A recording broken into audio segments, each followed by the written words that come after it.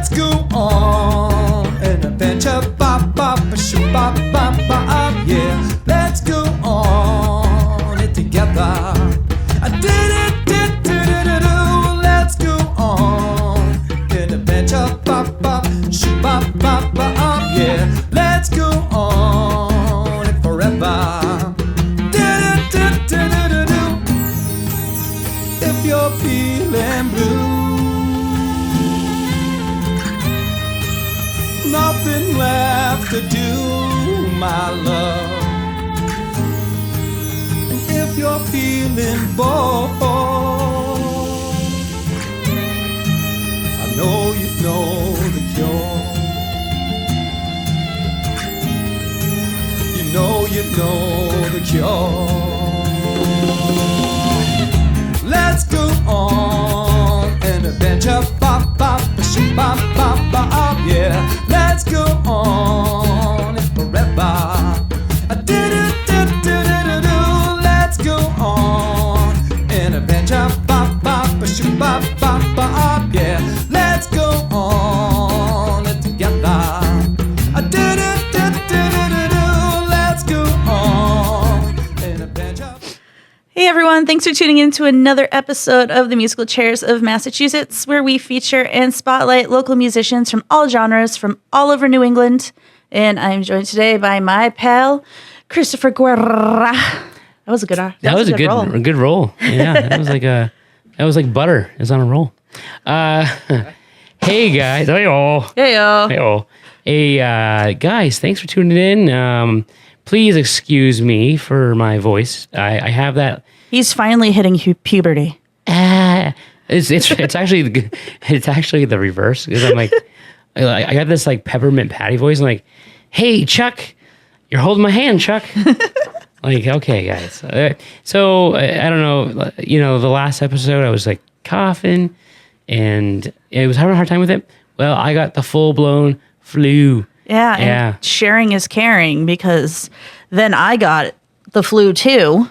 Yeah, well, that's how you know we're brother sister. Yeah, so, no, please, like a good person, stay over there. Right. Yeah. However, while I was recovering from the flu, I was having a lot of fever dreams, and I had a lot of time rotting in my bed, because it was actually like I was on vacation in my house, because nobody wanted me around and nobody wanted me to leave my room. Like if I went to the bathroom, I got chased back to my room with a can of Lysol. If you need time alone, just fake the plague. So I had a lot of time to, do doom scrolling on Facebook, and I went down a rabbit hole like no other. Oh. So I saw this one reel. It was like when you get a drummer on Temu, and it was Alan Jackson. I think they were performing at like a country music awards, and at the time they wanted them to have everything pre-recorded and like lip sync and pretend to do their instruments. Yeah. So the drummer is literally sitting there, like, this is the thing that you can Google. He has no drumsticks, and he's just like air drumming going off. And then after that, I started, deep diving into the comments, and people started bringing up all sorts of other things that musicians did in protests when they were asked to, lip sync and live record. And oh my God, it is gold. I was like, I need to share the stuff that I saw with you. Okay. So Iron Maiden decided to take off their instruments and switch instruments and pretend like they were playing, throughout their entire song. That was one. The Mamas and the Papas. Michelle Phillips decided to start eating a banana. In the middle I ain't of even it. trying. Like, that was their way of protesting. Like, they are making us do this, and we can't express our art. Yeah. So, but it's quite the rabbit hole to go down for sure. It was great. Oh, that's awesome. See, that's why I love music and musicians, because they just have an awesome sense of humor. And the creativity clearly stems beyond just what they can do lyrically and, playing instruments. Like, I would have never thought to be like, yeah, let me just sit here and eat this banana to really show you that I'm not singing. Or, switch instruments in the middle of things. Like that whole ventriloquist thing where they like started drinking water and like, I'm still talking. See, I haven't practiced that move. There was actual liquid in that. It's okay. It'll dry. That's the reason why there's caution hot liquids in printed on that cup. Yeah. You know, if you could count the number of times I've accidentally burned myself on a daily basis, you need more than 10 fingers. So, I'm telling you. But anyways, guys, thank you for tuning in, by the way. You know, we have so much fun doing these things. And we have an awesome show prepared for you today. We have kind of another first. Yeah, we do. Yeah. So the musician that we have on today is a sound like we have never had on this show before. Right. Totally different. So he did not perform live. However, it was really cool to, we're going to pipe in his songs, but really deep dive behind the music and get into it that way. So that's kind of another show first for us. And I really enjoyed that too, because being able to break down the process of creating the song in that way, it was really interesting and cool to see, because or to hear about, because you don't get those stories that are associated with the song. So right, you know, it was bringing back some behind the music vibes. Yeah, and not only that, his sound. It's so nostalgic, especially growing up in like the early 2000s and hearing music from back then. So like you'll definitely understand what we're saying for that. Absolutely. I'm a fan of the genre. Oh yeah. So he's delivering a sound that we have never brought to the show before. So I'm really excited to debut this. Me too. Yep. So let's get into it, guys. Nikki, if you should. I will. Well, there you go. And why don't you go ahead and introduce our next guest? All right, let's get into it. Today in studio, we are joined by Dave Carlin, a.k.a. Hazel Bloom, a stylistically unique alternative pop rock artist whose music has been described as having an infectious sound that evokes all emotions. Music is his way of creating a community where everyone feels welcomed, has a place to belong, and feels at home. The feel-good energy behind his music brings people of all backgrounds together and makes them feel like old friends. Taking pride in never losing sight of his youth and dreams, Hazel Bloom embodies nostalgia and represents a generation that refuses to grow up. Through his music, he is creating a community of people who love themselves for who they are and feel comfortable in their own skin. As a native of Worcester, Massachusetts, Hazel Bloom has an unwavering commitment to making people feel welcome, as he wants his music to convey that message as well. Welcome to the studio, Hazel. Hey. That was beautiful. Beautiful intro. Thank you. I had a little help from a friend. It was good. No, thanks for coming down, man. Dude, thank you. Thank you for having me. I'm excited to be here, honestly. Yeah, well, we're excited to have you here. Yeah, from all the way up from Worcester. Worcester. Whatever you want to say. Wash your sister. Wash your sister. Oh, man. So were you born and raised in the Worcester area, or? Yeah, pretty much. Like, I was born in Worcester. I grew up like my whole teen adolescence life out in Charlton, Massachusetts. I don't even know what that is. Oh, yeah. It's like central. Right. Yeah, and then grew up there. Short story, I moved to LA for a bit, and now I'm back in Worcester. So now. Wow. Okay, cool. So did early on, were you part of the music scene?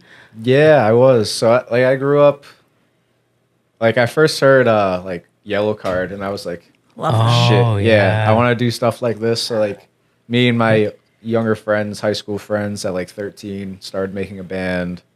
We played like the old Tammany Hall back when it was a thing. Yeah. That was like 7th, 8th grade, I think. And wow. Ever since then, we've just done like bands from there all the time until now. Nice. So I've just been doing music since then, and that's what I love doing. So trying to keep doing it. Sweet. Now you've must have seen quite the change in the Worcester music community so far, huh? Yeah. Worcester, for the folks out there that don't know, beautiful city west of Boston. And they have some terrific venues out there. They have the Palladium. Yeah. Great place. It's like the mecca for like, rock and roll and that sort of thing. But there's a lot of other places around there too as well that have either come and gone or still around. But Off the Rails is there. That's another great Yeah. like country Yes. music venue. Yeah, they're awesome. They're killing it. They're like relatively new, but they're killing Yeah. it. I've been there Yeah. a few times, and it's sick in there. Yeah, they're getting some great acts Yeah. in there. Yeah. Yeah. It's probably, honestly, if I had to compare it to anything, I think it's going to be like, the GOAT at Hampton Beach, and there's one in Yeah. Manchester Oh, yeah. and Portsmouth. That's going to kind of, I feel like, be like the GOAT of Worcester. Yeah, probably. Yeah. It's definitely doing a good thing for the community, for the music community over there. And now that the Palladium has like the outdoor stadium series now, Yes. they're doing a lot. It's Yeah. sick. I saw, I was at an EDM festival. It was like outdoors, and then the lower level at the Palladium this past year. And it worked out really well. Yeah. Yeah. Do you feel that being a musician in the Worcester area helps you, or does it hinder you as far as getting your music out there? Do you feel like there's a lot of competition out there, or? I think it's great. Well, because personally, I love Worcester now. Like growing up, I wasn't really into it. I feel like I needed to move somewhere like a city to be like respected and get the opportunities. But now that like I'm getting older, I'm like, it doesn't matter where you are. No one cares. Right. And like I moved to LA, and it's just completely oversaturated. Oh, I can so imagine. it's harder to get your name out there, even though there's a bigger community out there. But Right. I started to be like, yeah, I might as well go back home to visit family, obviously. And I was like, there's less competition here, so I would rather be like one of the biggest in my hometown than be like almost non-existent in like LA or Boston.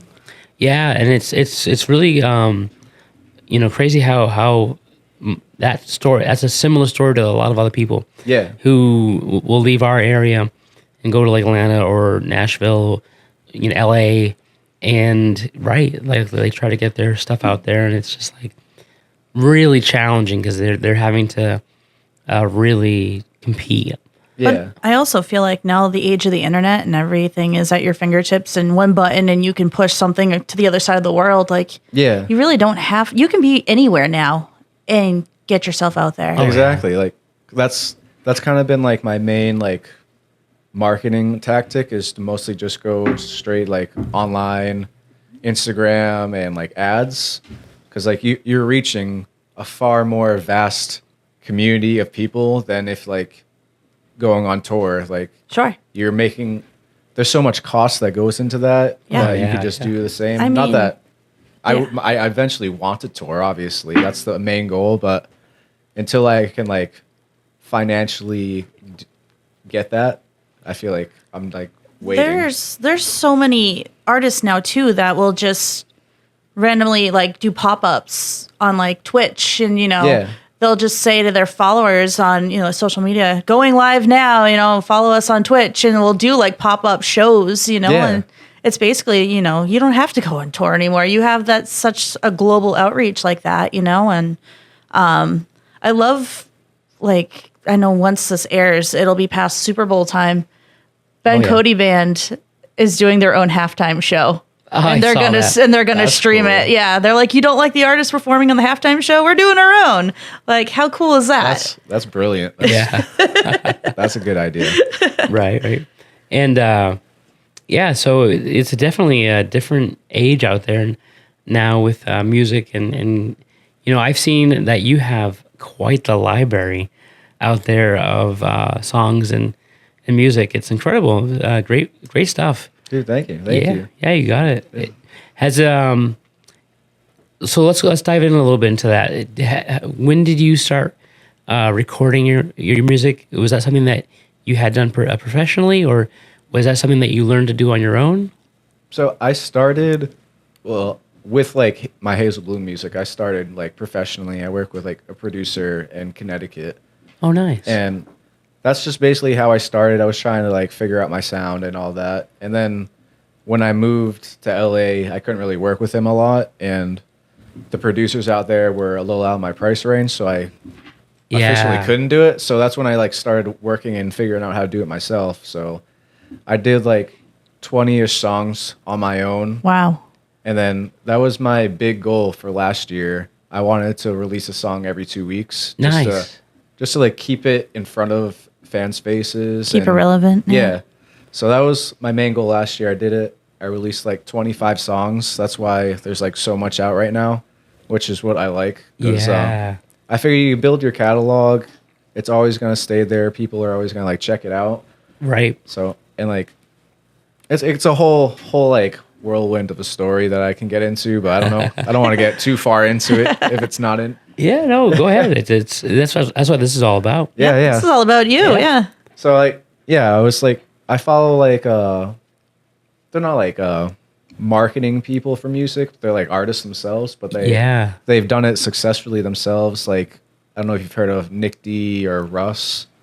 Nitty is like big on like TikTok. Yeah. And he has his own like other show, but Chris is the TikToker. I know. That's why I'm like, that name sounds familiar. you've probably seen him around or Yeah. with like Connor Price. Yeah. He's a huge one.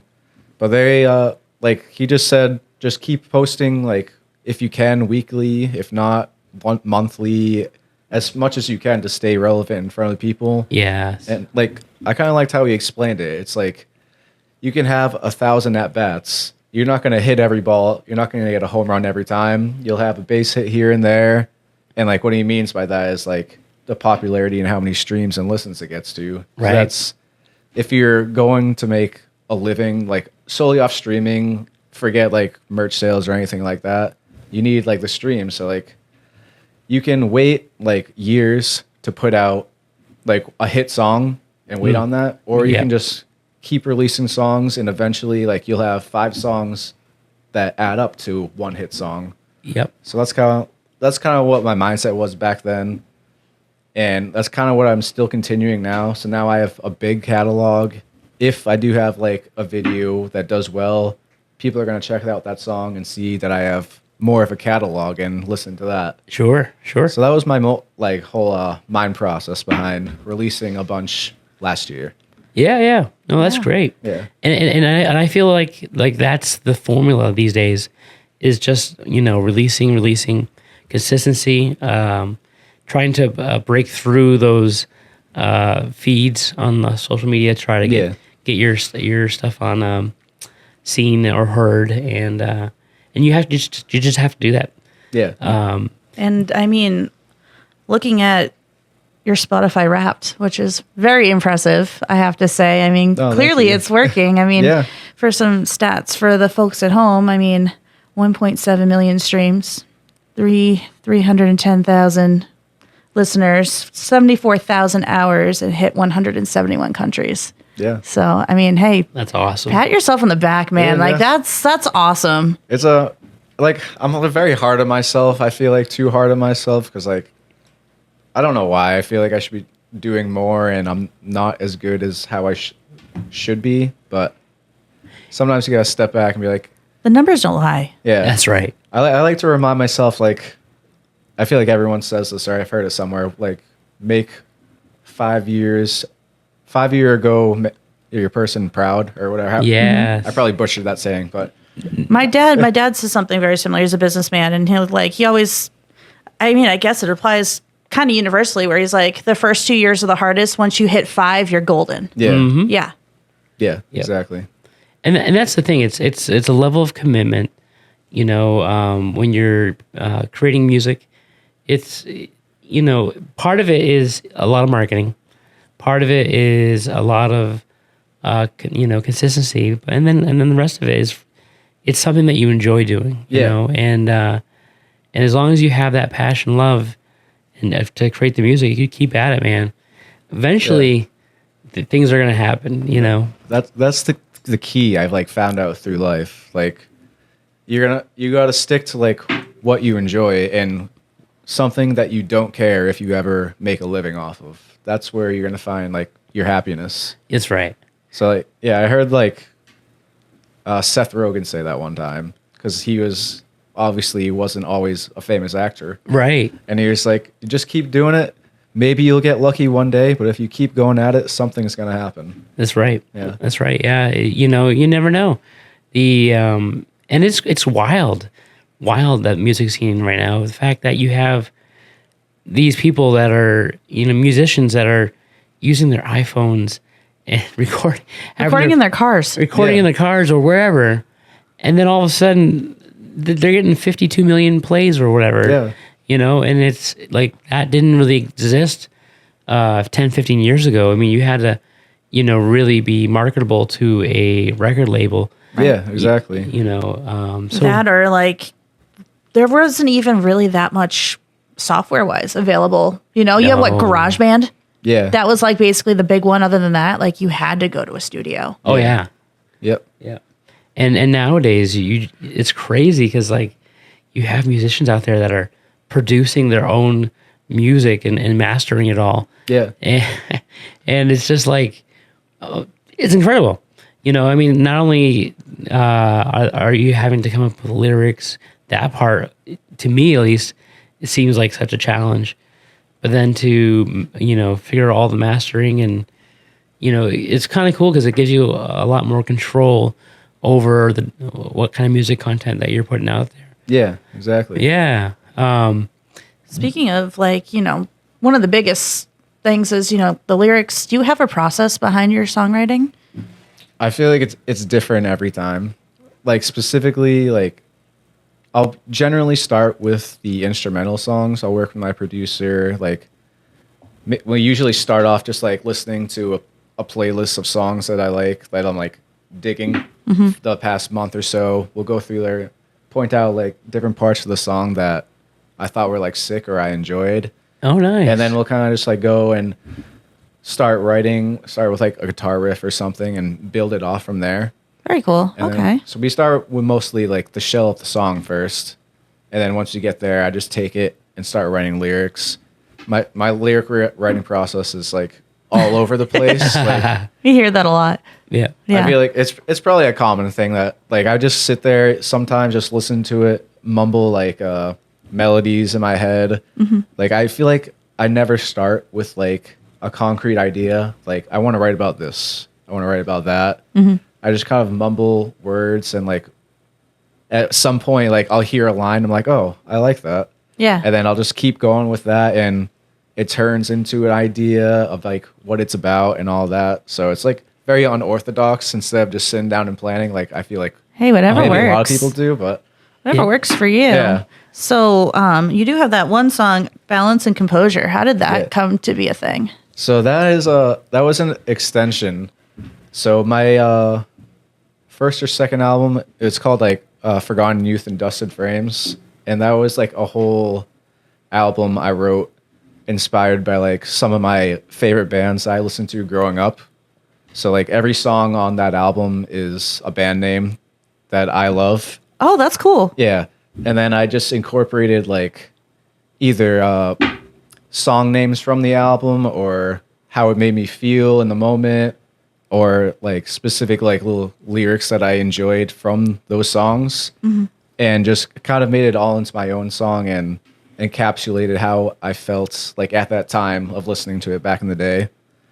So that was like a similar idea that I did with Balance and Composure because that's like one of my favorite bands right now. Yeah. And I kind of wrote it about that. It's about their album, The Things We Think We're Missing. which- Oh, nice. Just that, like, it's not about like I love the album, but it was about that title that like Right. really like what it meant spoke to you. me. Yeah. So like that's how I went about writing that song. It's about like being told to do something, be something, act a certain way. You Yeah. can't do this. You can't be a full-time musician. You need a real job.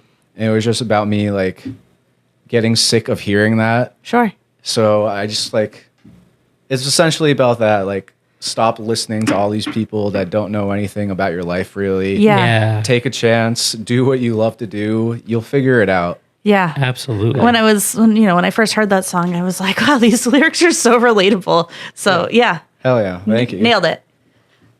So Yeah, you want to so you want to get into studio first. We're gonna pump in some music. yeah, let's give it a listen. Yeah. Hell yeah. And then we can groove.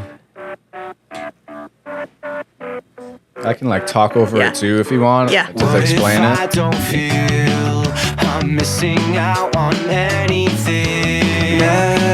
never been the one to follow what they want.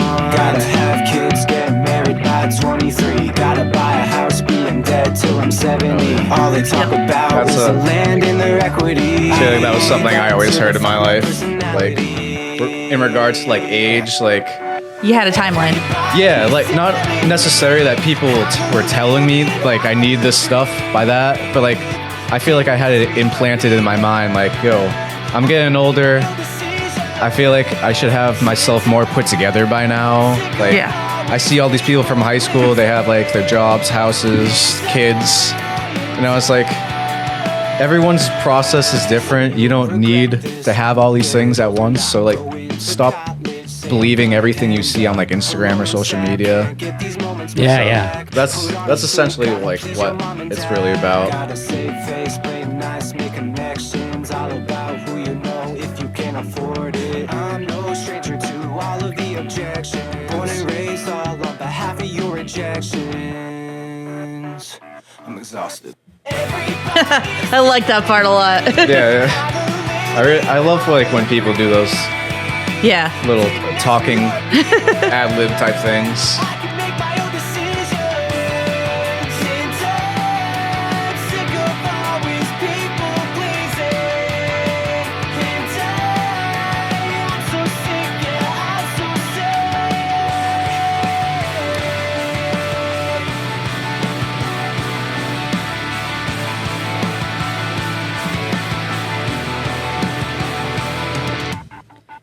So like nostalgic sounding too, like the background music.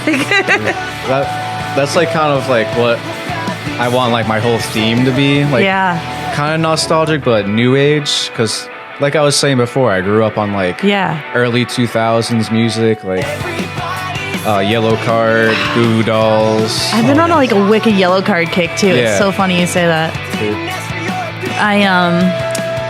I saw Avril Lavigne in Simple Plan over the summer. Oh yeah, that's so You sweet. want a way to make me feel old. They were singing I'm Just a Kid. And at the Yes. end goes, that came out 22 years ago. And I went, Yep. son of a bitch, I was in middle school 22 years Yes. ago. Oh my God. It's unbelievable. Well, that was great. Now the music itself. Did you play all the instruments, or how did that go? I actually did not. Okay. I work with my like producer, and I'm like I don't feel like I'm the best writer, so like I like to work with someone who like knows better than me than I Okay. could write. So Yeah. like I'll write some of my stuff, but I like working with him because he like knows my personality by now, Yeah. and he knows like what I'm feeling, and we kind of went down there. It was like the same process. I showed him a few songs. I think this one we actually wrote. I was listening to like Third Eye Blind a lot. Ooh, another So, good one. Nice. Yeah, so I was like, I want some like hard hitting guitars. I want a cool like different sounding song, but still feels nostalgic. Yeah. Sure. So we kind of just start with like a few riffs, and then we kind of just go from there. I'm like, I like this here, I like that there. I think it needs like a drop right here, and we kind of just like both work together to get the bass line out there. That's a cool collaboration. Yeah. Isn't that process so awesome though?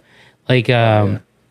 you know, because we've had the opportunity to work in a recording studio with Route 2 Revolution, and watching the process was just as fascinating as, you know, hearing the end result, Yeah. if not more. Because like, you know, it was a collaboration. It wasn't just like one person's, you know, steering the ship. It was like, hey, you know, like you said, wouldn't it be cool if we add this or we tweak that? And you know, it definitely adds to the composition of the song. In the end, you get something that's just, you know, really sharp. Like that sounds great, man. Oh, thank you. Yeah. Thank you. Yeah. That's one of my favorite songs. And like you said, like Yellow Card and Third Eye Blind, like there were a lot of big influences, but like, I don't know, what are some of your other big musical influences? Because honestly, like that just reminded me so much of growing up music that I listened to. Yeah. It was so nostalgic. I have like so many different influences from like different, not decades, but like different years of my life. Sure. But like, Different I think- chapters. yeah, different chapters. But like, I guess for the music now that I'm writing, it's gonna be a lot of like Yellow Card, Third Eye Blind, even Matchbox 20. Ooh, okay. Nice. Taking Back Sunday. What else is there? I love Bon Iver a lot. Ooh, even though yeah. like I just love his writing and lyricism. So Sure. that's really sticks out to me a lot. I got a lot of like Fall Out Boy out of it too. Yeah, I love Oh, Fall Out yeah. Boy. Yeah. Like my mind like always goes blank when I'm like put on spot. There's so many bands that I Dare I grew say up with. Paramore? Paramore, I love Paramore. Oh, yeah. Like Sum 41. Yes. Yep. Did you hear they just played their last show ever I last saw night in that. Canada? That's wild. Yeah. I can't believe they're gone. When I saw them, I think I was like 12 and I was in Canada. I was in Quebec, Canada, and I saw them at a zoo. Actually, they were playing at a place called Park Safari. Oh, okay. So when I learned last night that they played their final show, I was like, ooh, that kind of hurt a little. Oh, it was. I remember at Warped Tour when they still had it at Mansfield. Oh yeah. Like they played the dome Yeah. and they opened with a Fat Lip and like I must have went nuts. it was Yeah. hilarious because it was like, so they had like the double sides of the stage what back then and like split like the dome. So one person Yeah. plays and then right when they're done, the next band can Yeah. start. So the band on the left side was like an acoustic act. Yeah. So it was still like all like the mellow people just hanging out after the acoustic show. Oh no. And then Fat Lip starts playing and like a huge brawl just starts happening. And everyone just got like Caught up. absolutely kicked in like Yeah, in the mosh pit. That's hilarious. But that was an amazing show. I love that they're bringing back Warped Tour too. Yeah. Honestly. Yeah. I love Yeah. it too. Do that and like there's so many bands I can think of, like Good Charlotte. I love them. I saw them at the Paradise Rock Club about 8 years ago. Oh, that's amazing. I'm like, yeah, 12-year-old me is like patting me on the back for Yeah. making this happen. Yeah. If that's a weird venue. Like it's a cool nostalgic venue, but that's Yeah. a weird place. Like their VIP Yeah. is upstairs in the mezzanine and it's literally like they look like hockey penalty boxes made out Yeah. of plywood. Like Nicole Richie was there. Oh, okay. Yeah, and I was literally just talking to her over this little half wall. Like there was Wow. no security or That's you know cool. actual VIP. Like it was cool, but yeah, I don't yeah, I can definitely hear Good Charlotte through your music as Dude, well. All that, like I have so many influences. It's unreal. But it triggers the nostalgia of the brain so much, you know, for people our age anyways, who like That's grew like- up on this. I love hearing that because like I don't know if I necessarily hear it myself because I don't know if I'm just Because you're the like, brainchild behind it. I'm too hard on it. So, like, but like everyone on like Instagram, they'll just comment. They're like, "Wow, this sounds nostalgic and like old Simple Plan." I'm like, Yes. Nice. "That's sick." Yeah, that just unlocked a thing in my brain. yeah, Yeah. that's sick. That's awesome. The you know, obviously your music has definitely had drawn in a lot of influences. But how would you say that, or how would you describe your sound and style? Is it like something that's been consistent all the way through, or is it like does that jump over from place to place? Oh, it's been like a whole like whirlwind because like I started Hazel Bloom, I think it was like 2017, and like at that point in my life, that's right. That's why I was saying I have a bunch of different chapters. There, Yeah. I was listening to like Volcano Choir, Bon Iver, so it was like Okay. it was Okay. very like acoustic, soft. felt. Yeah, yeah. So like the first album I ever put out was like soft acoustic. Like the still overall theme of like my lyrics are all the same, but like The sound, the vibe. It's the sound, yeah. The vibe that I get is changed so much because like I went from that, then I went to my first EP that I put out, and it was more like electronic pop, Mm-hmm. kind of like I don't know if you know like Black Bear or Quinn 92. Yep. Oh yeah. Seen Black Bear too. I loved them for so many years. I still love them, but that's the music I was inspired by then, so I wrote it. Sure. And then it's starting now back to evolve back to like my roots, I feel like. Oh, because yeah. like I feel like I liked the music that I put out back then, but it just didn't feel like authentic to me. Okay. But it was that chapter of your life though. You know what I do you mean? Yeah, oh yeah, Yeah. that was my chapter in my life. Yeah, Yeah, exactly. that's how you were feeling at the time, and Yeah. yeah, that you projected that through your music. Yeah. And now like I listen back onto it now and I'm like, I love it, but doesn't feel like me anymore.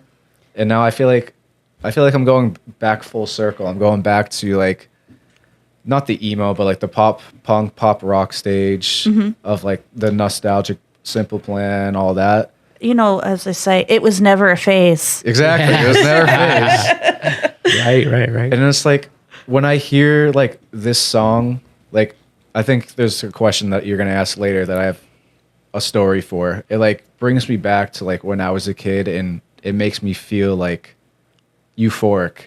Yeah. So that's where I'm at now. I'm like, this is the music I've like been wanting to write, and that's where I'm going forward now.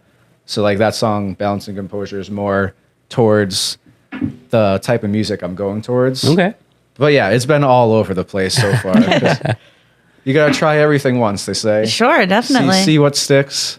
Yeah. And it's great too, just to see that evolution and have it come back see it come back full circle. Yeah. And you know, and then to also get the responses that you're getting from your fan base. Yeah. To see what they're connecting to, and you know, that genre of music is kind of faded a little bit, I think, over the years. Yeah, but I think it's honestly, I feel like it's starting to make a comeback. Like, because you have Warped Tour coming back, you know, Yeah. Simple Plan and Avril Lavigne are going on tour. Yeah. Even Boston Calling this year has Avril Lavigne coming on, Yeah, you know, yeah. and I think Simple Plan is going on there as well, or Fall Out Boy, or somebody along that genre too. So it's all making a comeback. Everyone's is. resurfacing. Well, and that's where I was going to go with it. It was that now we're seeing this resurgence of that Even genre. Creed. I know, right? Seriously. Yes. Yeah. There's I forget which song it was. One of their songs hit the top charts again. Oh, I think it was Higher. Higher. Was it higher? Yeah. Yeah. Anyways, it was like, oh, okay. So you know, I think the timing for you couldn't be any more perfect. The fact that we're now seeing that music come back, and then seeing your take on it. Yeah. It's really cool. I really like, because I like hearing like old, like not old, but like older songs I used to listen to, and then I hear like that line that like I remember back in the day that was like really influential to me at that time, and that it's very cool to listen back on that, because like then I'm like inspired to write a new song that comes out that sounds like that, but it's a new piece of art, which is cool. It like unlocks something in your brain. Yeah, that's awesome. Can you tell us about your song I Wonder? Oh, that one's that's on a cool project I'm working on, actually. Oh, awesome. Yeah, so like it's a whole story. I'll try to keep it somewhat short. Like, me and like my best friend were like out getting drinks at a bar in New York. We were on like a work event, and I don't know how this came up, but he said something like, he mentioned something about AOL. Like, oh, remember okay. AOL? Yeah. Like the AIM screen name days? Yeah. Okay. Yes. And he's Memory like, unlocked. then he's like, you should make some songs. You should make a project called AOL Love Songs.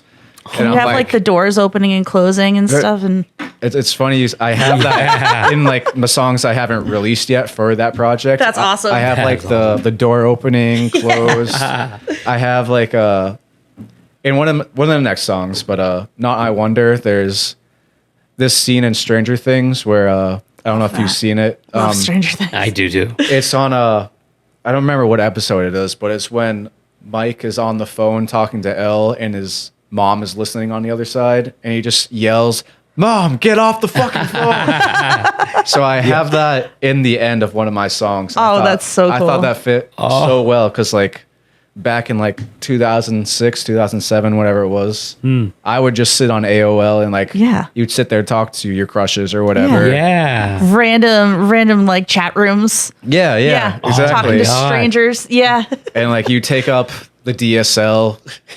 You wouldn't. They would like yell at you to get off that because they need the internet. Yeah. How about the noise it used to make? The Yeah, I have that in that song too. That is right so next cool. to like a break. Oh, that's awesome. You know what's It's so sweet. It's so funny you bring up Stranger Things, because I was like 3 days ago years old when I learned that there was an upside down Lego set Oh, I didn't know And that. oh my God, and I Googled it and it's fantastic. That's so And cool. if I ever have an extra $500 laying around, I know what to buy.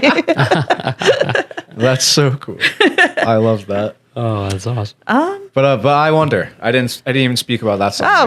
yet. But it is in that realm of AOL love songs. I think it's gonna be one of the songs on that little project. But this one is about like I might have to listen. I don't even remember the lyrics. We can get into it if you want and discuss let's after. do it. Oh yeah, Fire it up. Yeah, Fire let's into fire it. this thing up.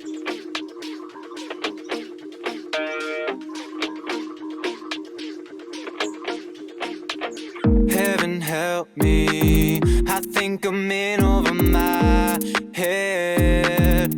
I still put on afraid to forget. But at 16 you think you know what love is. Remember waking up from the sun in my eyes when we slept on the beach to see the sunrise. 'Cause I wasn't allowed to sleep at your house.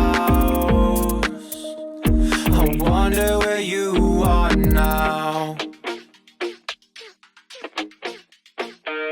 Never got to make it out of this house. That was our thing.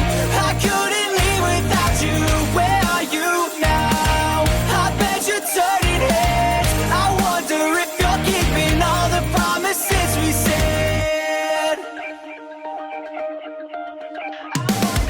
Have you found that thing you said you could never live without? I wish it was me. I'm calling out your name. I remember throwing that party where everyone came. When we sat on the roof, shot tequila straight. Then you kissed me on the mouth. I wonder where you are now. Never got to make it out of this house. That was our thing. I couldn't leave without you. Where are you now? I bet you're turning heads. I wonder if you're keeping all your promises. Do you think of me? Do you think of me? Every time you leave town, 'cause that was our thing. Do you think of me? Do you think of me? Every time you leave town, 'cause that was our thing.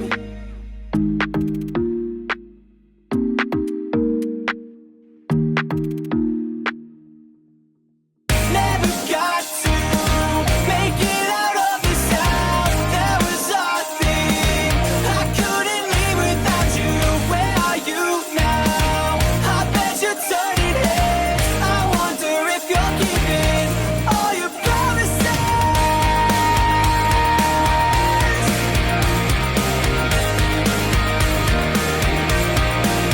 Yeah, yeah, yeah.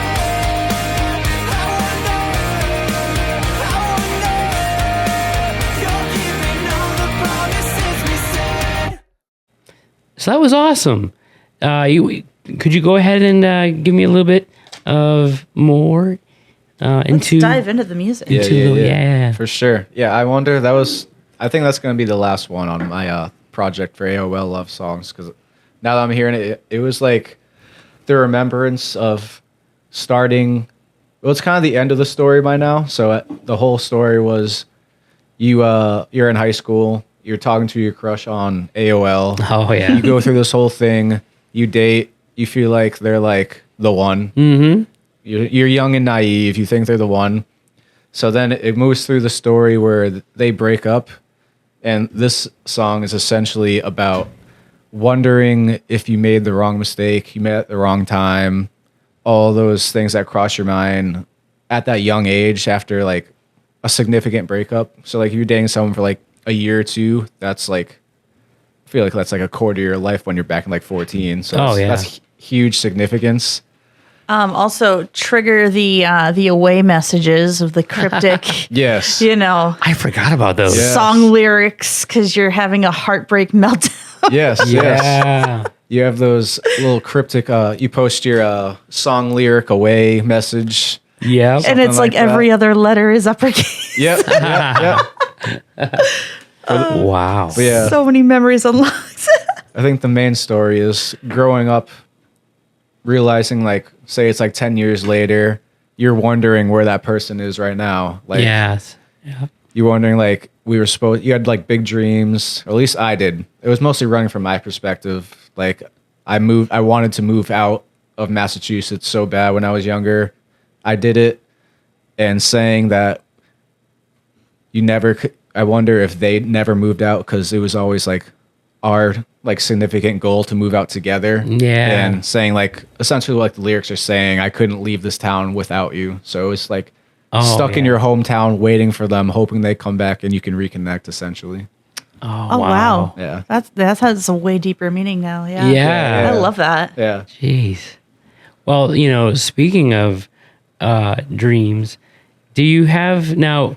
Because like your music is just really good, nostalgic in that way, and I'm just picturing it out there live performance and just absolutely hyping up the crowds.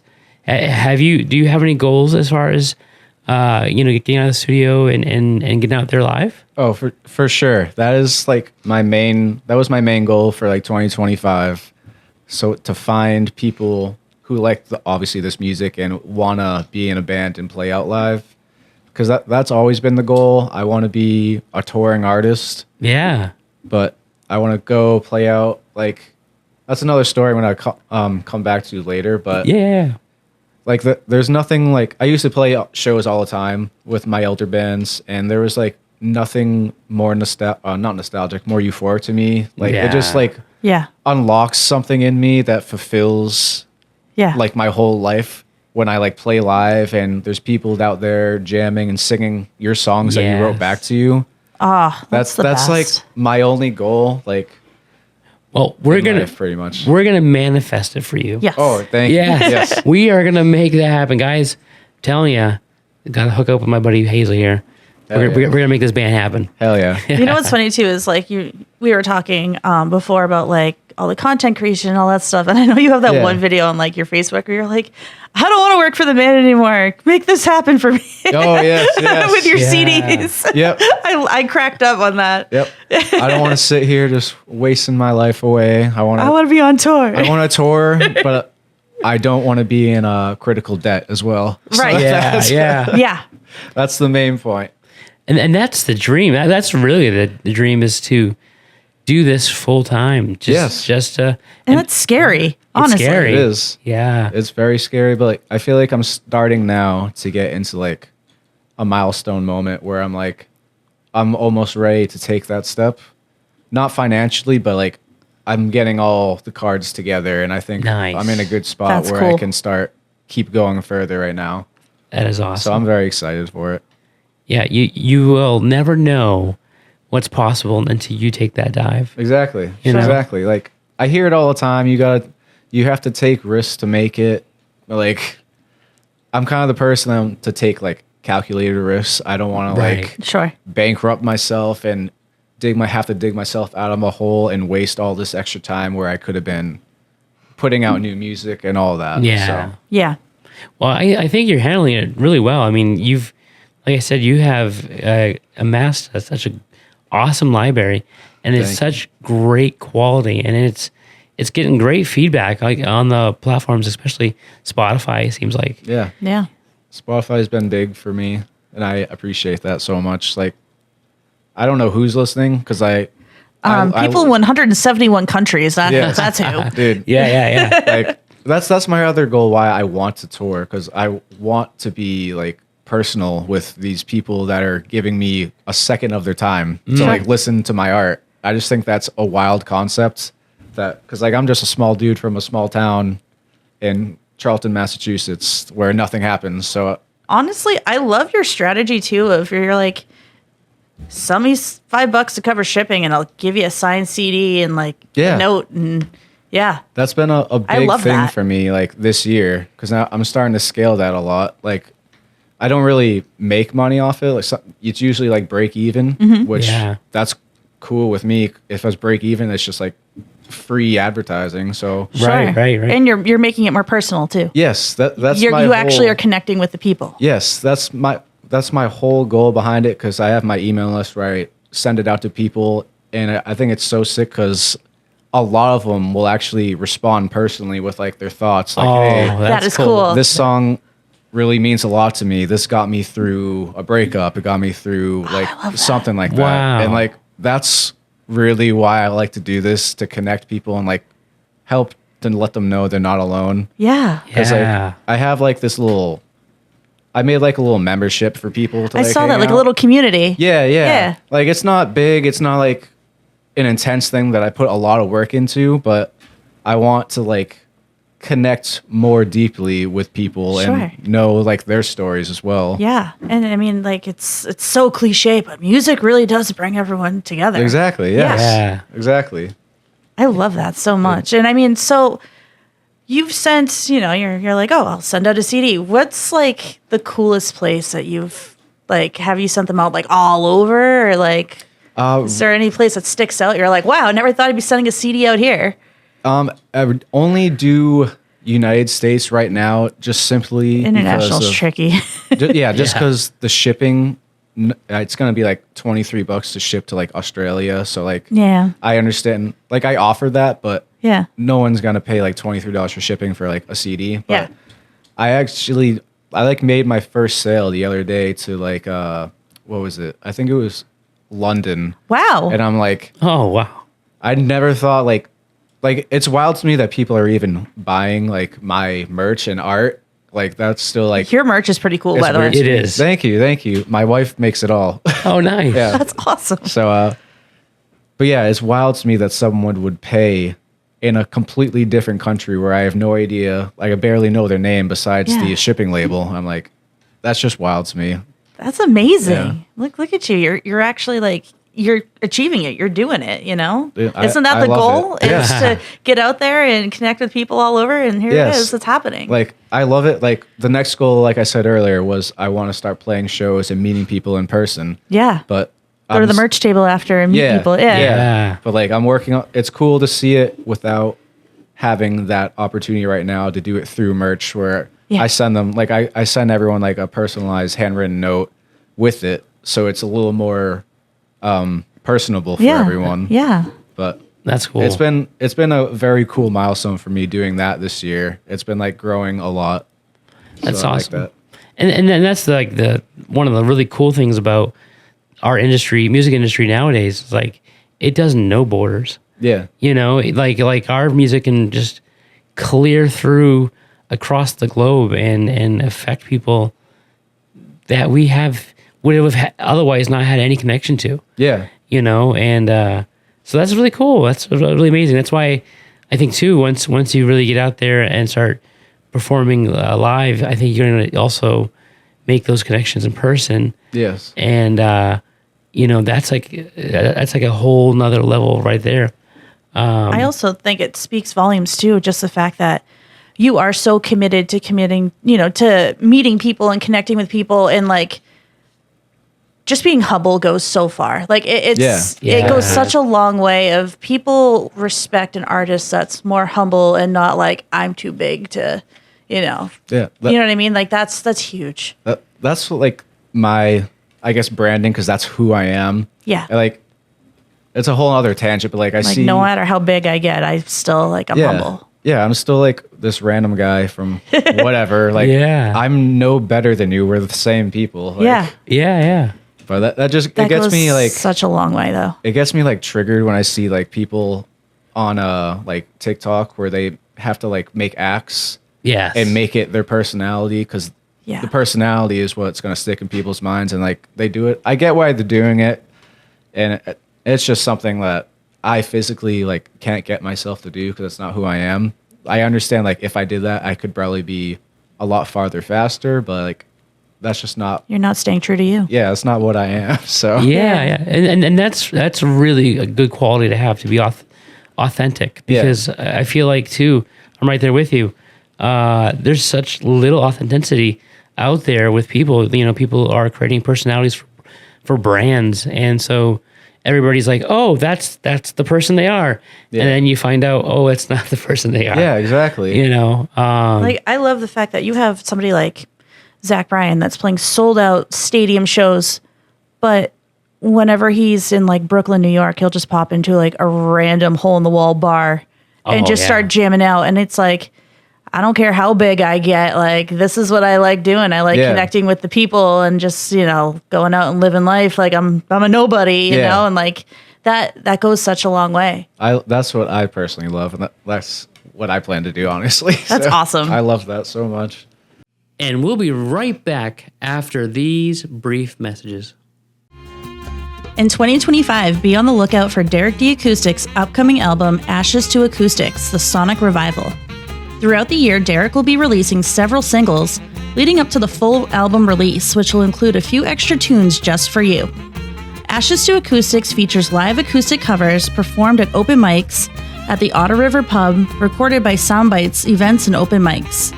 You'll find them on all streaming platforms, so make sure you follow Derek at Derek D. Acoustic to stay updated on these releases. Enjoy Ashes to Acoustics, The Sonic Revival in 2025 and beyond. And now back to our show. So, want to get back into another song here. This one is called Hallucinogens. Do you want to fire that one up? Yeah, let's get into it. Let's get into it.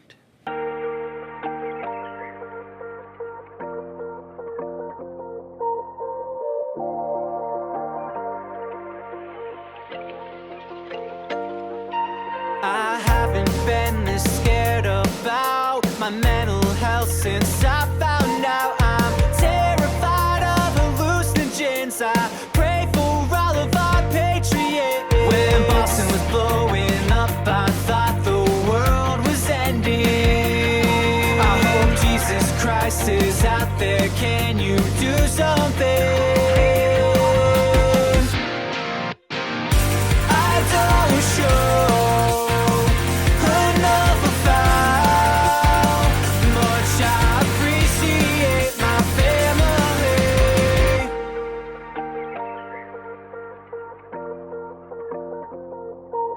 sometimes I have nightmares that I let you back into my life, just to fuck with my head again, 'cause I'm too afraid of loneliness. I guess New England's got a way of making you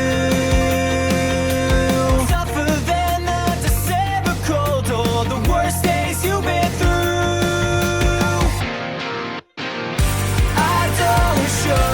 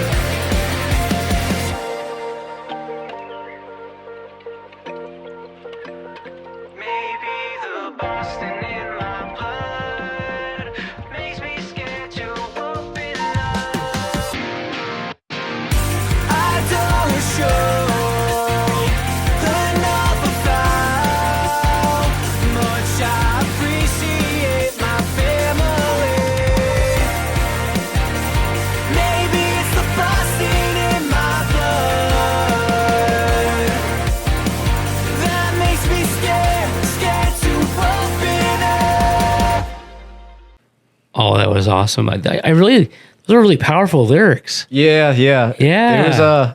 It's about a very powerful event in my life. So Yeah. this one is like one of my favorite songs I've ever made.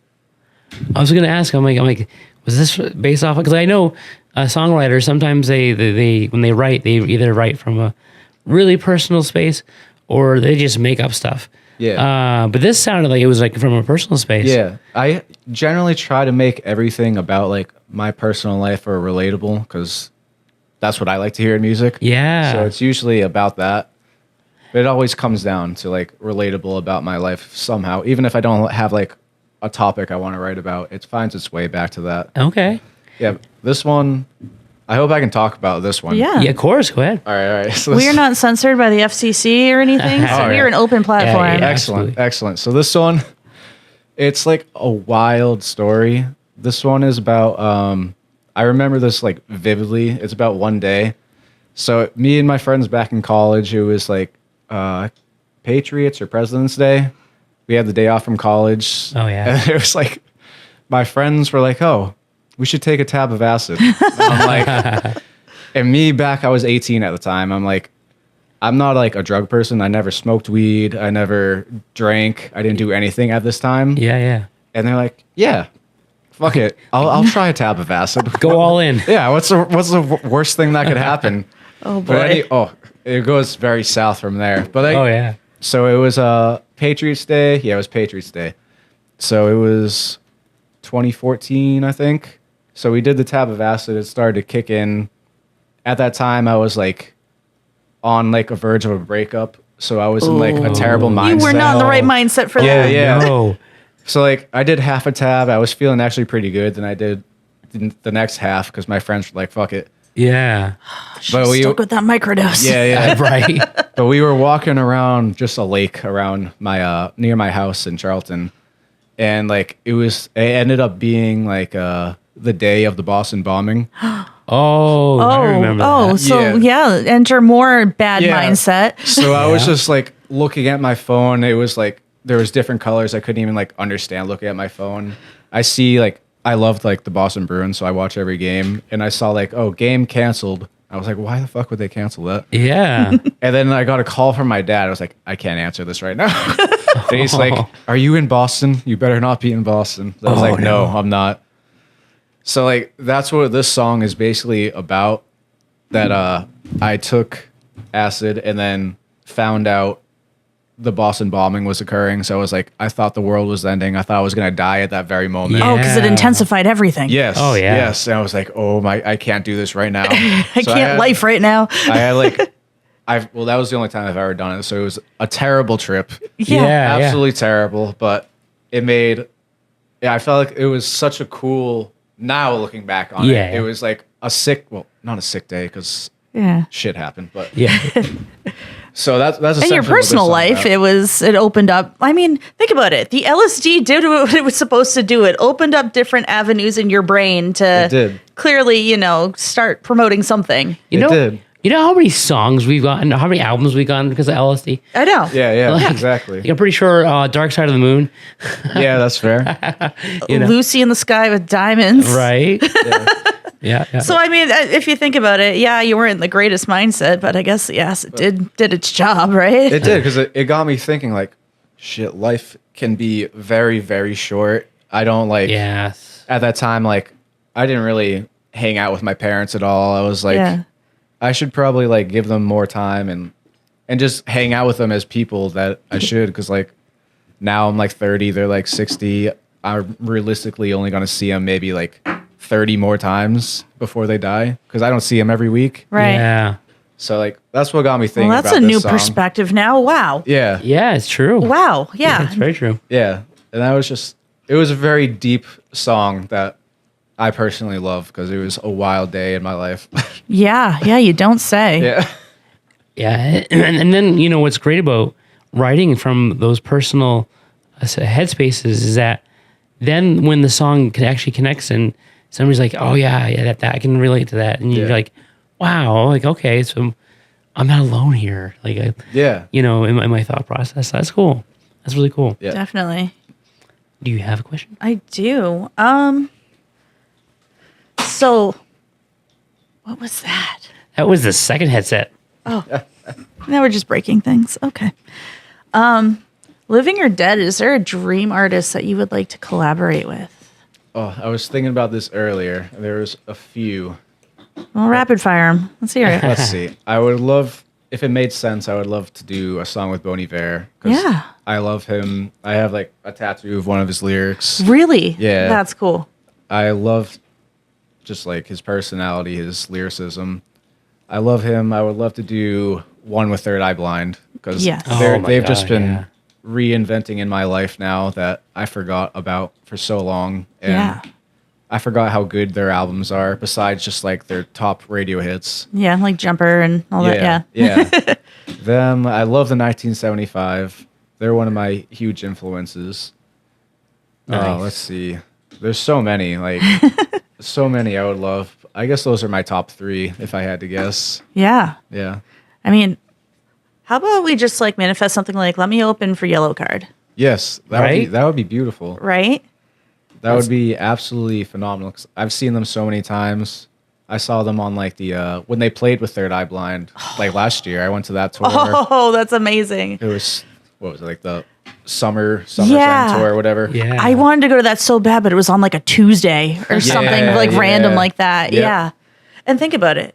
Chances are, if you open for them, they're probably going to call you out like for one of their songs. Isn't that That- usually how that works? Call you out, yeah, or just say like give it up for the first couple of bands that play Right. and name you Yeah. off. So that's cool enough to me. I don't even care. That would just be like a sick accolade to have. Like Yeah. played with one of my dream artists. Yeah. I mean, hey, anything is possible. And we had Young Other on who they just randomly there was a competition going on for like Welcome to Rockville out of Daytona, and Yeah. they made it all the way there, and then the next thing they were actually opening up for Red Jumpsuit Apparatus. That's back to that's another huge influence of mine that Yeah. I forgot about. Yeah. Yeah. So anything's possible, man. Because I went to the I don't know if you've heard of like When We Were Young Fest. Oh yeah. Yeah. Those are every band is what I listened to on that tour. So like That's the dream lineup is what that is. yes, that's like a high goal for me to just even be on something like that. Sure. That would be sick. I mean, and networking as a musician is so important, you know, especially in our area. I feel that there's a lot of networking opportunities in Worcester in particular. And where, you know, if you are an artist, musician that's, you know, getting his feet wet, or, you know, you're trying to push through and get your music out there. I've seen a lot of them network with bigger artists, bigger musicians. Like, hey, you know what? Come open up for me. You know, come to the show, and then that's how it starts. Yeah, I feel like I need to find that because I Right. feel like I've been closed off from the music scene in Worcester for so long that I just don't even go to the local shows anymore. Like I'll go to like the big shows that I want to go to, but yeah. I want to go back to the local shows and find like the actual humble people because Sure. Right. that's one thing that I hate about like social media and stuff because like I've heard like a bunch of like sweet bands, upcoming bands. So like, hey, maybe I'll reach out to them. Maybe they'll like want to write a song together, or like how people used to do like splits. You release a song, I Yeah. release a song. Yep. And like, I feel like social media has like made people more self-entitled than maybe they should be. Yeah. Yeah. It's like, I don't care about how many followers I have. Like, if I like you, I'm still going to give you the time of day and like work with you if Right. I think it's like cool and you're a cool guy. But I feel But- some people just don't care. But then in the same respect too, it's, you know, all of the likes for some people is such an ego stroke yeah. that Yes. it inflates their brain, and Exactly. you know, yeah. Yeah, and there's a lot less. I mean, there's a lot more focus on like on the individual, but you know, you kind of have a lot less opportunity to work with others. Like you know, you have a lot of open mics nowadays, which is great for the solo artist. But what about the jam sessions? Yeah. Just being able to go to a venue, bring your instrument, just sit, Open open jams, right? Yeah. That's cool. Like- yeah, like I've we never need- see that. Yeah, we need more of that around here. I think so, yeah. Because Yeah. that's one of my favorite things to do. Just go out and see like local live music's like at a brewery or a bar or something. Yeah. That's one of my favorite things. But I see less and less of like bands. It's just like acoustics. Yeah, exactly. There was a place a few years back. It was up in like Goffstown, New Hampshire. It was called the Trestle, and on Sundays they would basically have these open jams where, people would just show up like a guy with a saxophone, a guy with a violin, someone with a keyboard. And then the next thing you know, they're just all up there together taking the body language cues from one another, and they've never met each other in person, and they are just jamming out. It sounds great. Like, I live for stuff like that. I love that. So that's kind of like a segment that I kind of want to recreate here at some point. Get everyone back in and have a giant open jam. Just pick, like make it an open invite. Yeah. Have 4 people sign up and just come down and jam. Yeah. And who knows, maybe that's how we get you a band. That would be sweet. I would love to do that. Right? Yeah. Have like a big, we could do like a musical chairs mixer.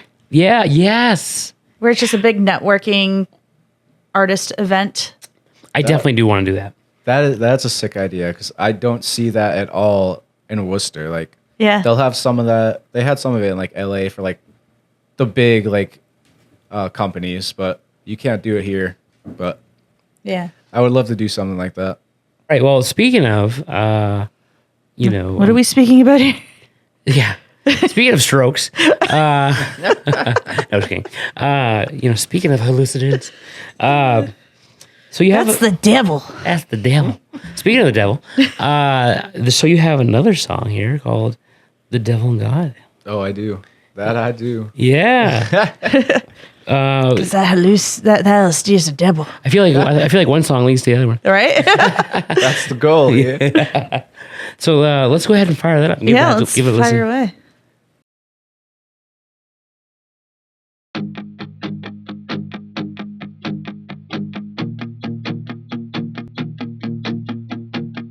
I hate that you pointed out everything I hate about myself. It's so sad, like, where's my self-respect? Yeah, must have lost it with all your second chances. Holding on to the past, cause it's all that I have. Leave a kiss on my cheek while I'm shot in the back. Wish you could feel all the pain in my head. I wanna see your face when he fucks with the devil and you see him as a god. I wanna be the pills, I wanna be the drinks that you forcibly take to feel something. I'm holding on to all the wrong things, all the wrong things. I shouldn't miss, no, I shouldn't miss the smell of roses now.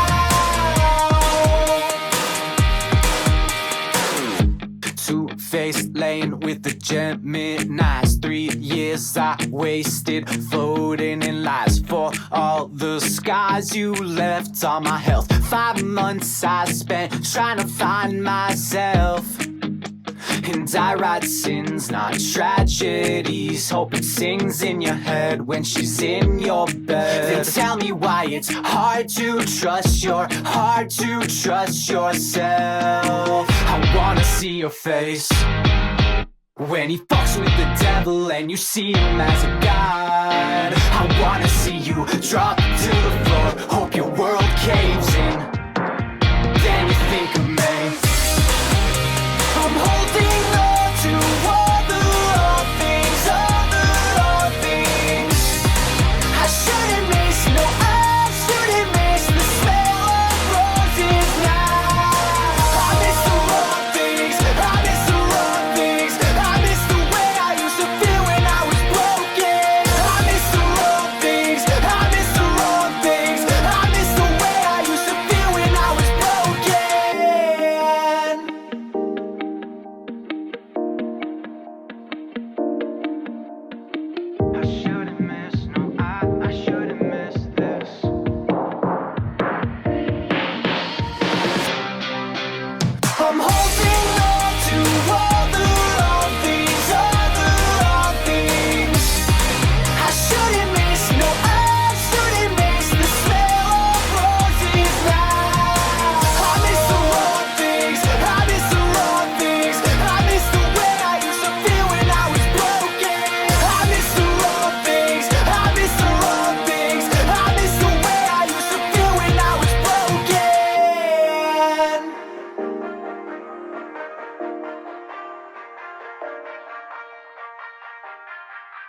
Oh, that's an anthem. Dude, I love that song. I love that song so much. Yeah.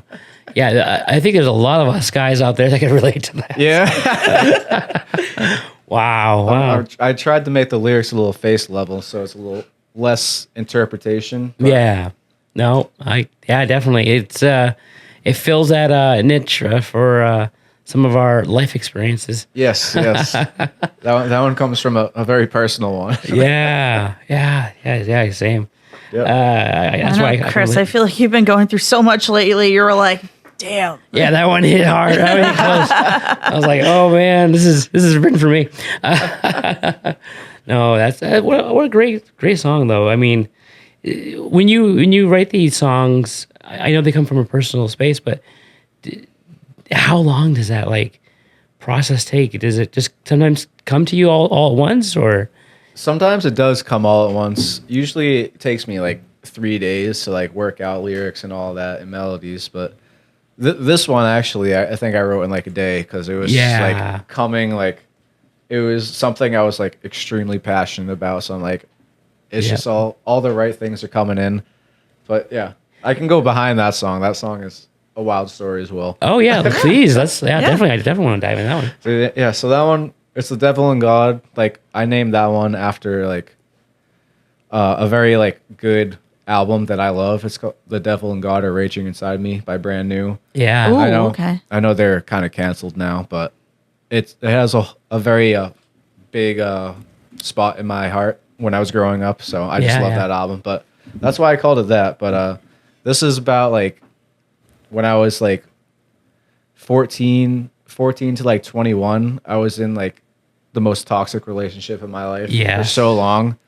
And this song, like, I always advocate for like being the bigger person, being the better person. But this side, I just wanted to be like, fuck that. All these like natural feelings you feel like the first couple of days after being like cheated on or something. Yeah. You're like everything bad that you want to happen, you want it to happen to them to make them feel like what they put you through. Yeah. So like that's essentially what this is about. Like I even put like I don't know if you caught it or even know who they are, but like I put a Panic at the Disco reference in this. Love that so much. Because I put the like I write Saints Not Tragedies because that song is about like the groom's bride is a whore. So I was like, it fits so well. I was like, yeah, this is exactly what I'm feeling, and this is what I want to happen to you. Like, how could you do this to me? I want you to feel like this brutal emotions that I'm going through. Yeah. So this is like the devil part of like those feelings you get when you have a breakup, when it doesn't go like a smooth breakup, I guess. Yeah, and I think it's relatable. I think there's a lot of us have been in that situation where you go struggling through a breakup and you're like, like the other person better be going through just the same. Yeah. But you never know, and it's just like, so it's just cool that you wrote a song about that. Yeah, I did that. Like, it's not to like shame the other person, but like, that's like what I was feeling. I'm like, this is what I'm going through, but like at that time I didn't really know. It was like my first like real relationship. I was like, am I doing something wrong? Could I ever actually love someone else? This is the only one I could have in my life. So you can't help but like miss them even though they treated you so poorly. Yeah. And I mean, I feel like that's something anybody can relate to. And again, like, think about it. Music is art. Art is an outlet. Yes, it is. This is, like you said, I hope they weren't feeling this way. Like maybe they were, I don't know, but that's how you were feeling. And so this was your outlet to get that out. So you know what? Yeah, exactly. That's awesome. So that was essentially what that one's about. That one's a little heavier. Yeah. Heavier But emotions. it worked out. It worked out great. Yeah. No, I love it, man. So, can you describe any challenges that you've faced as a musician so far? Challenges. Let's see.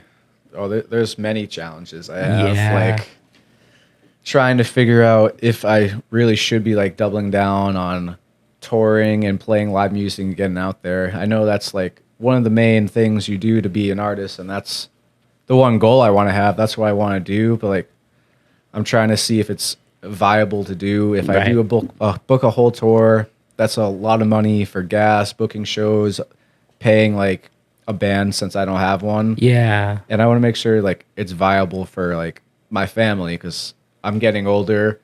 I'm gonna have to like support people Right. eventually. So that's like, been a huge like roadblock for me. Like I know I could do it, but it's just getting there.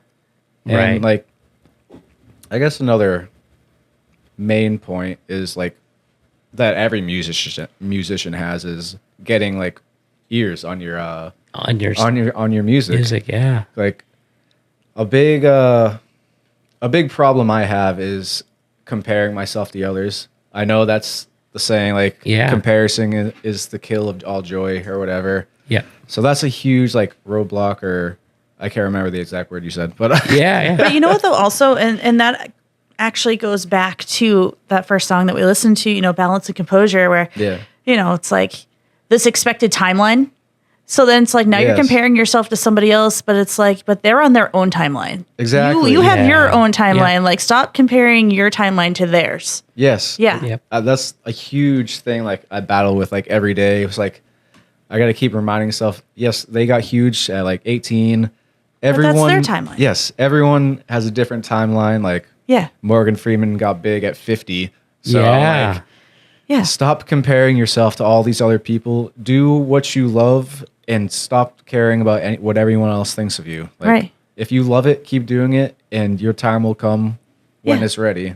And there's so much freedom in that. In that mindset, is that once you break free of doing what you think others think that you should do, and just do what makes you happy, and try to work hard at it so that it can support you.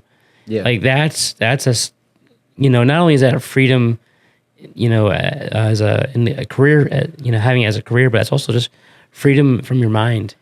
You know, and a lot of times we're just so trapped in our own minds, you know. Or it's like, you know, there's so many people out there that are so scared to say no.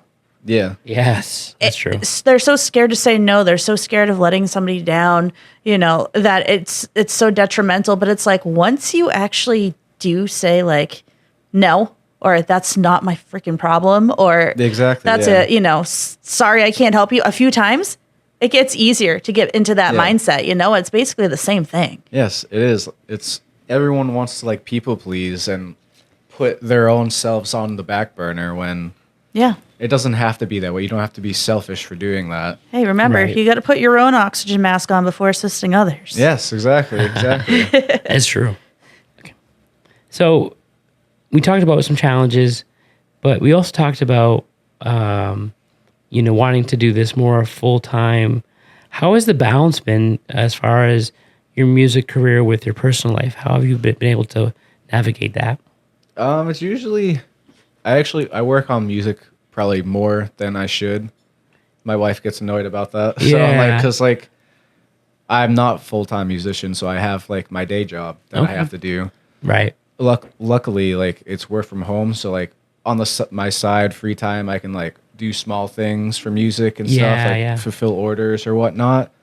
But I'm like trying my hardest this year to just do everything I can to market myself. So like I'm working as soon as I get off like my actual job at 5. I'm like, I work like 5 to 10 on my music stuff. Oh, I feel that. So like I want to like get as much as I can done at once, which is going to hopefully make this exponentially quicker.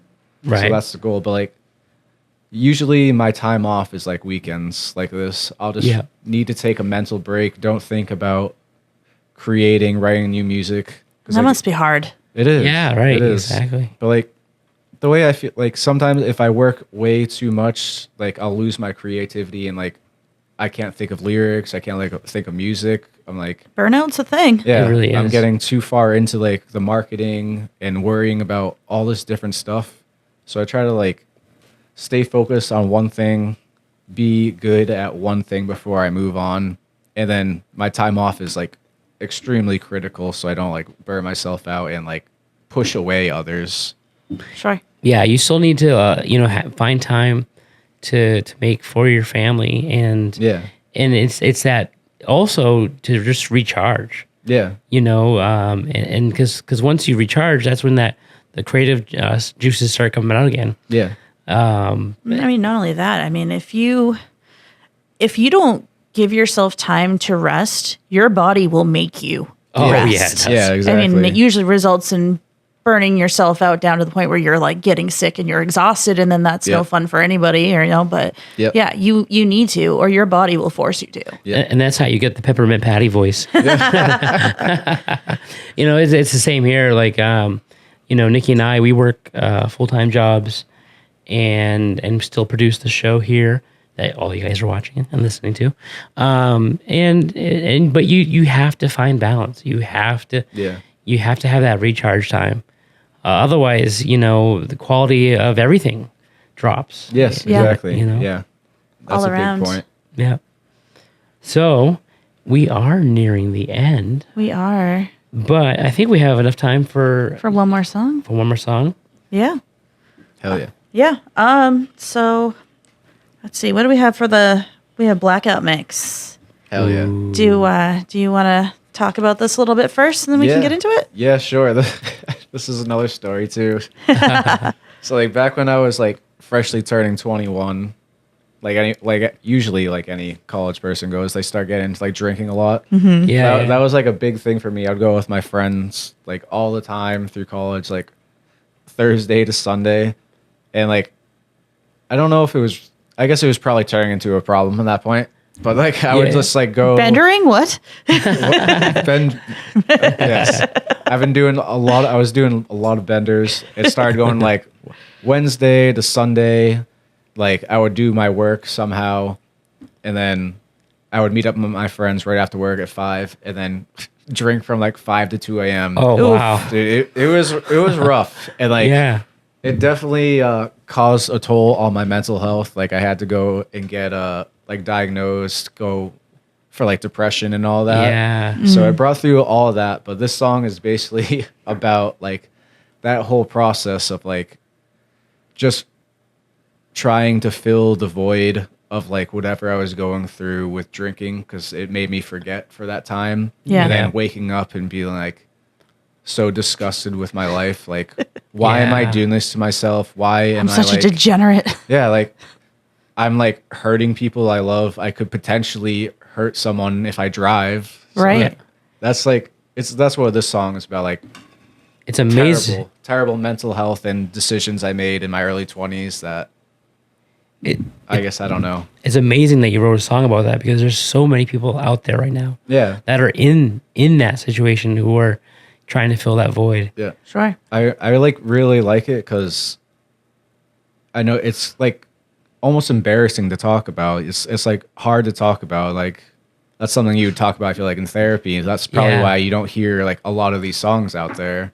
Right. Which Sure. and they probably don't get the popularity because Well, think about it. There's such a stigma around Oh, yeah. the topic, and then even mental health in general for the longest time was such a stigmatized thing, and now it's like Yeah. people brag that they take Prozac, but before Yeah. like they were like, I'm not telling anybody that I'm on meds for my Yeah. brain. It's Yeah. I feel like it's becoming more of the topic is becoming more to light. Except That's what I like. That's like one of my main goals through like music is Right. like mental health awareness, because like Sure, Yeah. you're not alone. it caused like a huge like problem in my life where like I didn't know what was wrong with me. I would like wake up and like I ended up finding out it was like called like derealization or something. Okay. So that's like Well, think about it. You were dissociating basically Yes. for 4 days straight. yes, Yeah. yes. So like I don't know if you know what that is, but it's like essentially like a dissociating and not feeling like you're in your body, like you're floating above Yeah. it, just Yeah. watching it through the steps. And like I went to like 6 doctors and they had no idea. So I was like, how is this that hard to figure out? And Yeah. then like I ended up going to a psychiatrist and they're like, oh, I know exactly what you're going through. And you just Wow. like, Yeah, because mental health is, just a chapter in the doctor's textbook. Yeah, you yeah. got to go to Yeah, somebody that right. actually specializes in yeah, it. yeah. Yeah. But it was like a 2-year thing where I like felt like Wow. a zombie, and like it was physically hard to get out of bed. It's like a constant brain fog. Yeah, exactly. But Wow. that's what this song is. It's a little deep song, but that's what it's about. Okay. Yeah, let's get into it. Let's get into it.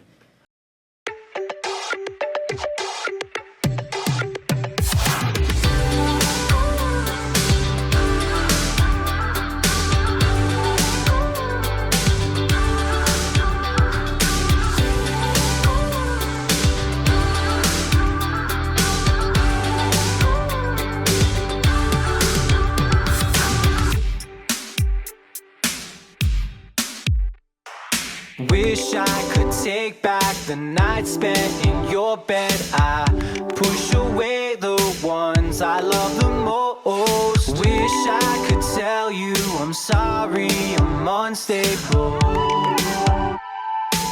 Can someone help me? I'm so sick of being numb. Lost my life at 21. Will I ever be enough for the ones that I love? I'm 10 drinks deeper than the feet I dug myself to rest in peace. I'm so alone. I'm so alone.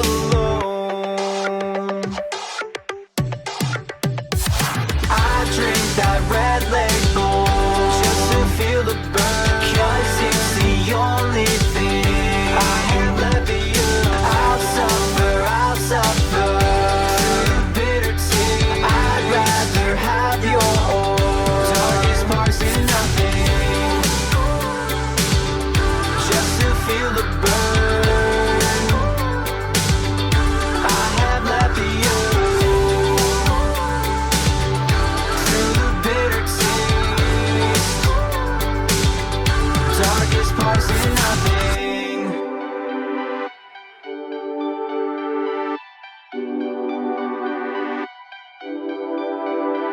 Can someone help me? Can someone help me? Yeah.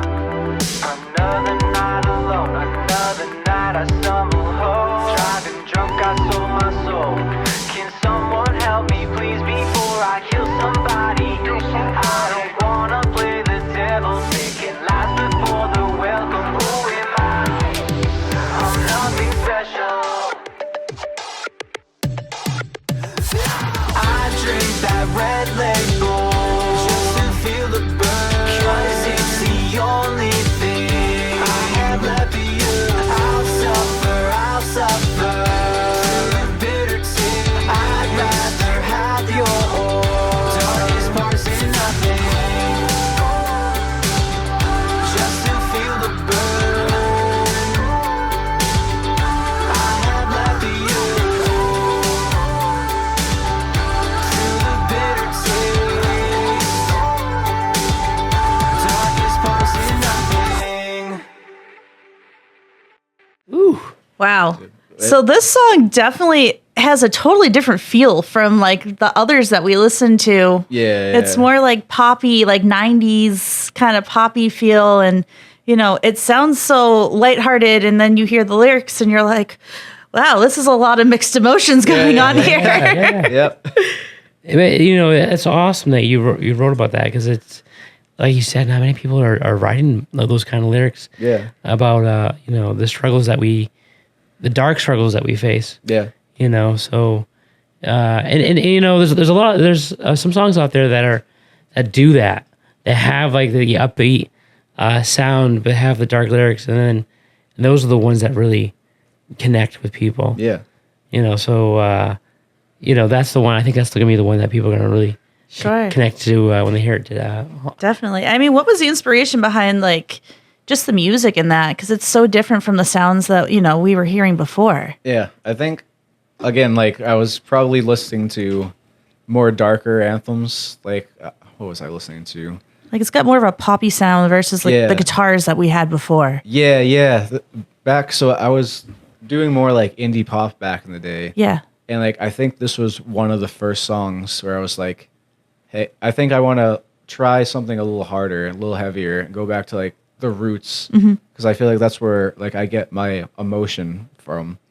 So I think that I was probably listening to like Balancing Composure a lot, or Taking Back Sunday, and I was like, I feel like this song needs heavy guitars, but like still make it pretty Yeah. with the synths. Yeah. And mix the emotions, and that's kind of like when I hear the song, that's how like I figure out what vibe I want for the lyrics and how it to like manifest in someone's ears. Sure. So I was like, yeah, this is definitely something that I want to be more relatable and like maybe hard hitting than So it's actually hearing the music first that sparks the writing creativity for you. yes, Yeah. for the lyrics at least, for the the actual like instrumentals, it kind of depends like how I'm feeling that day. Sure. I'm like, maybe we'll go for this style, maybe we'll go for that. Yeah. And then usually like it almost never comes out like you expect. Like I'll be like, hey, let's write a nice, cool pop rock, happy, upbeat song, and then we'll start with a riff, and it just kind of evolves from there. And then we're like, it changes into something completely different. And I'm like, I think this is a much better outcome. Sure. It's all the creative process is like different every single time, which is what I love about it. Yeah, you're yeah. never gonna get what you expect.